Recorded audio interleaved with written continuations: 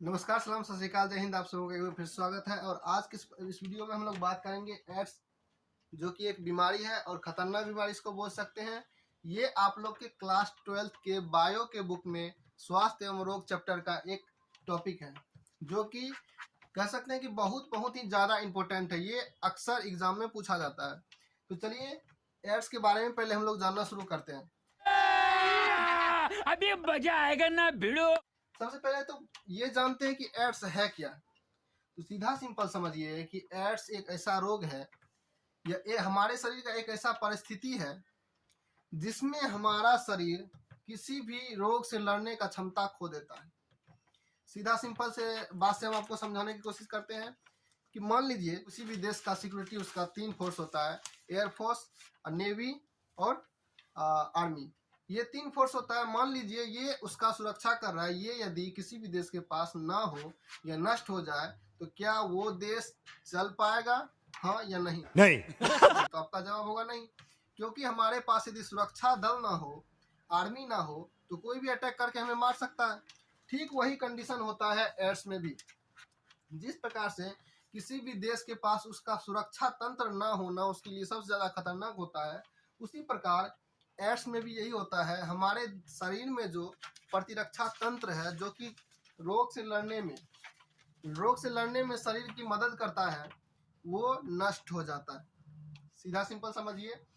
सबसे पहले मैं ये बता दूं कि ये एक विषाणु के कारण उत्पन्न होने वाला रोग है। तो कौन सा विषाणु? ये वायरस के कारण उत्पन्न होने वाला रोग है HIV। HIV मतलब ह्यूमन इम्यून वायरस। लिख देते हैं ह्यूमन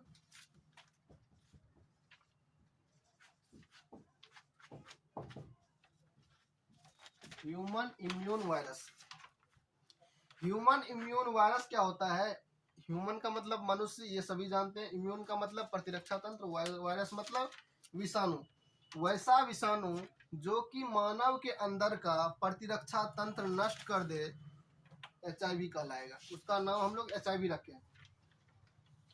तो अब ये बात आती है कि ठीक है, HIV हमारे शरीर में आया तो टेस्ट के द्वारा पता चलेगा कि कौन सा टेस्ट। तो ये किसी ऐसे वैसे टेस्ट से जानकारी नहीं मिल पाती है। इसके लिए एक खास प्रकार का टेस्ट किया जाता है जिसको हम बोलते हैं इलाइजा। इलाइजा ये भी एक फुल फॉर्म का शॉर्ट है। इसका फुल फॉर्म चलिए जानते हैं। इलाइजा का फुल फॉर्म होगा एंजाइम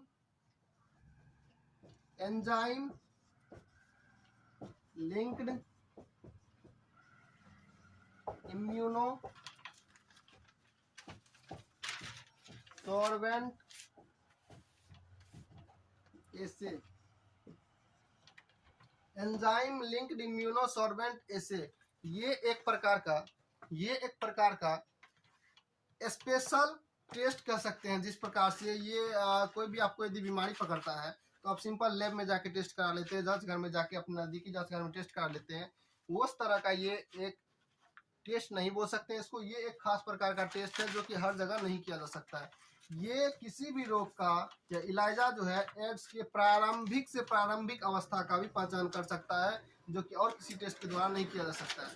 तो दो बात यहाँ पे थी, एक ह्यूमन इम्यून वायरस के कारण होता है एड्स, दूसरा इसका टेस्ट जो होता है इलाजा के द्वारा इसका टेस्ट किया जाता है। अब दूसरी बात आती है कि इसमें प्रतिरक्षा तंत्र समाप्त होता है, ये हम मानते हैं, लेकिन प्रतिरक्षा तंत्र होता कैसे समाप्त है? तो सबसे पहले प्रतिरक्षा तंत्र के बारे में मैं थोड़ा सा बता दूं। तो प्रतिरक्षा तंत्र के बारे में पहले थोड़ा सा जान लेते हैं। तो प्रतिरक्षा तंत्र सीधा सिंपल इतना समझो 5 प्रकार का होता है। प्रतिरक्षा तंत्र मतलब WBC 5 तरह के होते हैं। WBC प्रतिरक्षा तंत्र का हेड बॉस इसको बोला जाता है। ये 5 प्रकार का होता है। कौन कौन? मोनोसाइट,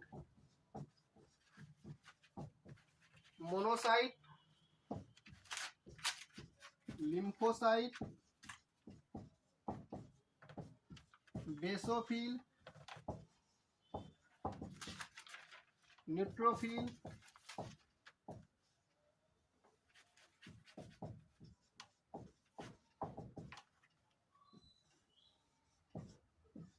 इयोसिनोफिल,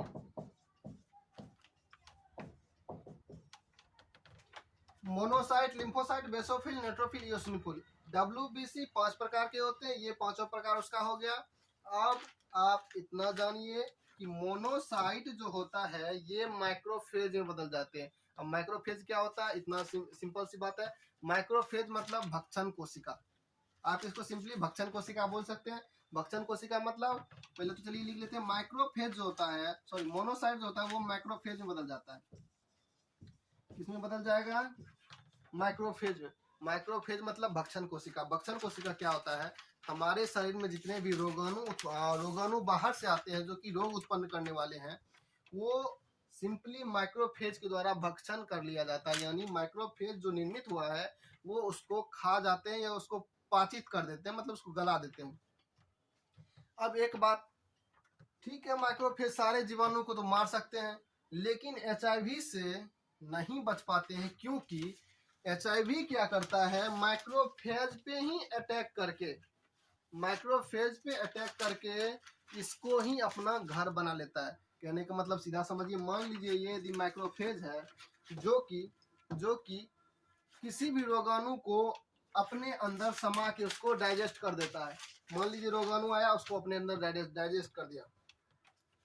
HIV क्या करता है, HIV इसी को संक्रमित कर देता है। ये खुद तो नहीं नष्ट होता है, लेकिन इसी को संक्रमित करके इसको अपना घर बना लेता है और इसी में गुणन करना स्टार्ट। मान लीजिए एक HIV आया, ये इसी को संक्रमित करेगा और इसी में गुणन करके बहुत सारा HIV बना लेगा। यानी इतना समझ लीजिए कि कोई दुश्मन आया और आर्मी के छावनी में ही घुस करके अपना ताकत को बढ़ाना शुरू कर दिया, अपना हथियार बढ़ाना बना के उसी को मारना शुरू कर दिया। वही होता, ठीक यहाँ पर भी HIV आता है, माइक्रोफेज के अंदर जाके इसी को संक्रमित करके इसी में अपना गुणन करना शुरू कर देता है। अब दूसरी बात, इसको इसलिए HIV का फैक्ट्री भी बोला जाता है, यानी फैक्ट्री ऑफ HIV भी इसको किसको, माइक्रोफेज को बोला जाता है। अब अगली बात समझिए, लिम्फोसाइट। लिम्फोसाइट प्रतिरक्षा तंत्र का दूसरा पार्ट है। इसमें देखिए ये 2 प्रकार का होता है। लिम्फोसाइट 2 प्रकार का होता है, एक बी लिम्फोसाइट,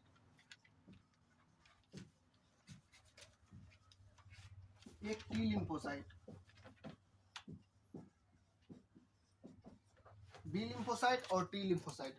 अब देखें यहाँ पे क्या होता है, ये भी 2 प्रकार का, थोड़ा सा याद रखने में आपको दिक्कत होगा, लेकिन आपको समझने के लिए इतना बता रहे हैं कि ये 2 प्रकार का होता है। एक plasma B cell,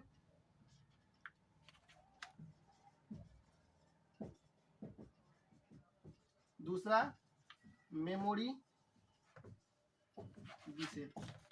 plasma B cell, memory B cell. फिर से रिपीट करते हैं, WBC मतलब प्रतिरक्षा तंत्र, उसका 5 part, monocyte, lymphocyte, basophil, neutrophil, eosinophil. और अगला बात, मोनोसाइट क्या होता है, माइक्रोफेज में बदल जाता है, जो क्या करता है, बाहर से आने वाले, शरीर के अंदर आने वाले जितने भी रोगाणु होते हैं उसको डाइजेस्ट कर देता है, यानी उसको पकड़ के नष्ट कर देता है। अब अगला बात क्या था, HIV इसी को संक्रमित करके इसी में अपना संख्या वृद्धि कर लेते हैं और इसलिए इसको फैक्ट्री ऑफ HIV बोला जाता है। अगला बात देखिए, लिम्फोसाइट 2 प्रकार का, B lymphocyte, T lymphocyte. B lymphocyte 2 प्रकार का, plasma B cell, memory B cell. अब ये प्लाज्मा बी सेल जो है और यहाँ पे टी लिम्फोसाइट जो है, यहाँ पे ये कुछ कोशिकाएं बनाते हैं जो कि प्रतिरक्षा तंत्र के लिए अहम भूमिका निभाता है। कौन कौन सा, T helper, T killer, T suppressor,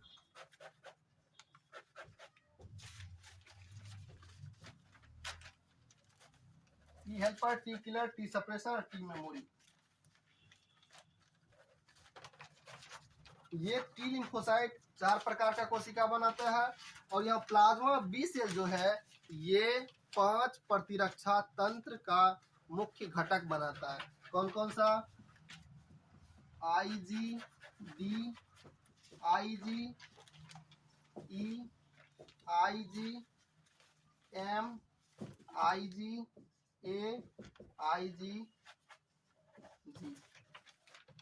IgE, IgM, IgA, IgG। आप इसको सिंपल याद रख सकते हैं, दिमाग, DEMAG। दिमाग से आप 5 प्रकार का प्रतिरक्षा तंत्र का घटक याद रख सकते हैं। पहला बात जानिए, आईजी का क्या मतलब होता है? इम्यूनोग्लोब्यूलिन, क्योंकि प्लाज्मा बी सेल का दूसरा नाम या इसको इम्यूनोग्लोब्यूलिन के नाम से भी जाना जाता है। अब आगे बात आ गई, ठीक है, आईजी का मतलब इम्यूनोग्लोब्यूलिन होता है। लिख देते हैं कहीं पे,